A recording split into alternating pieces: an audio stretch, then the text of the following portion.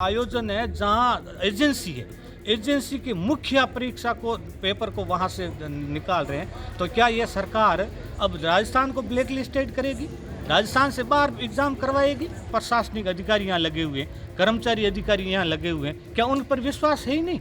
उन पर विश्वास है नहीं जो जालोर जिले को ब्लैक लिस्टेड, जहाँ से पेपर लीक हुआ उनके ऊपर कार्रवाई होनी चाहिए ना। उन्होंने कहाँ तक आगे आगे देते गए, अब उनको पकड़ करके वो दे, जहाँ से लीक हुआ मेन गुनेगार तो वो है, उन्होंने दिया तब आगे वाले ने लिया ना, उन्होंने भी पैसे लेकर के दिए ना, तो उनको गिरफ्तार करके उनके ऊपर कार्रवाई करो ना आप।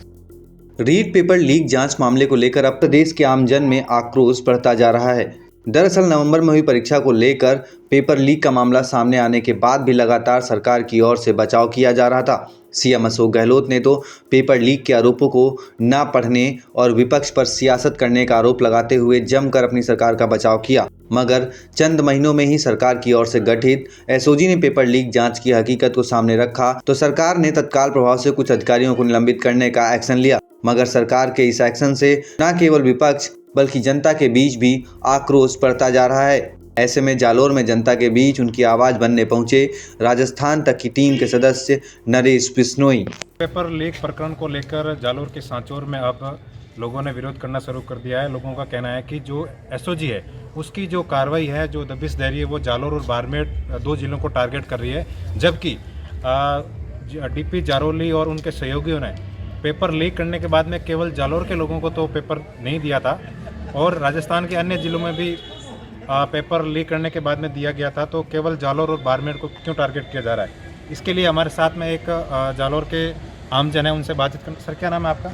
मैं सुखराम खोकर, सर, क्या आपकी क्या शिक्षा बचाव संघर्ष समिति से हूँ, प्रदेश स्तर शिक्षा बचाव संघर्ष समिति से। जब से ये परीक्षा हुई है, जालोर को ब्लैक लिस्टेड किया गया, बाड़मेर को भी ब्लैक लिस्टेड किया गया। हमने उस समय भी विरोध किया। छोटे छोटे बच्चे लेकर के यहाँ से महिला का सेंटर आया बांसवाड़ा, अब वो वहाँ से यहाँ से लेकर के गई। मेरी बात सुनो, जहाँ परीक्षा के अंदर सुधार होना चाहिए, सुधार होना चाहिए कि जालोर जिले से हमने ये सोच रहे थे आज दिन तक कि भाई जालोर जिले के सेंटरों से परीक्षा का पेपर लीक होता होगा। हमारे दिमाग में हमेशा यही रहता था। जब परीक्षा का जहाँ आयोजन है, जहाँ एजेंसी है, एजेंसी की मुख्य परीक्षा को पेपर को वहाँ से निकाल रहे हैं, तो क्या ये सरकार अब राजस्थान को ब्लैक लिस्टेड करेगी, राजस्थान से बाहर एग्जाम करवाएगी?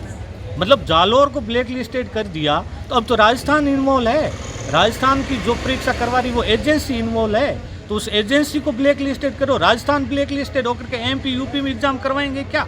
हमारा विरोध यही है कि इनको जितना भी प्रशासनिक अधिकारी यहाँ लगे हुए हैं, कर्मचारी अधिकारी यहाँ लगे हुए हैं, क्या उन पर विश्वास है ही नहीं?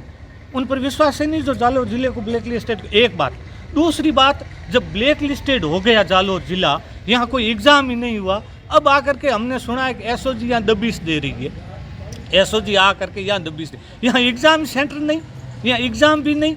किसी ने पेपर दिया है तो लेने वाला तो लेगा ही भाई। अपन मेरी बात सुनो कि शॉर्टकट रास्ता है, इधर से जाना है, इधर से नज़दीक पड़ेगा, वहाँ से जाएगा।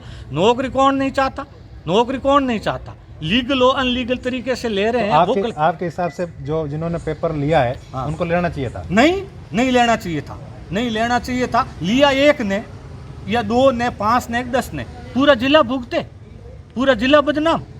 पूरे मेरी बच्ची है, मेरी बच्ची ने एग्जाम दिया, 99 नंबर आए उसके, 99 नंबर आए। हमने क्या गुनाह किया? हमने क्या गुनाह किया बताओ? हमारी परीक्षा बाहर जाइए, हम प्रताड़ित होते हैं ना। बात, मेरी बच्ची का जोधपुर सेंटर आया, क्यों गया मैं जोधपुर? गाड़ी लेकर के पहले दिन गया, रुका, जालोर जिले में आता ना।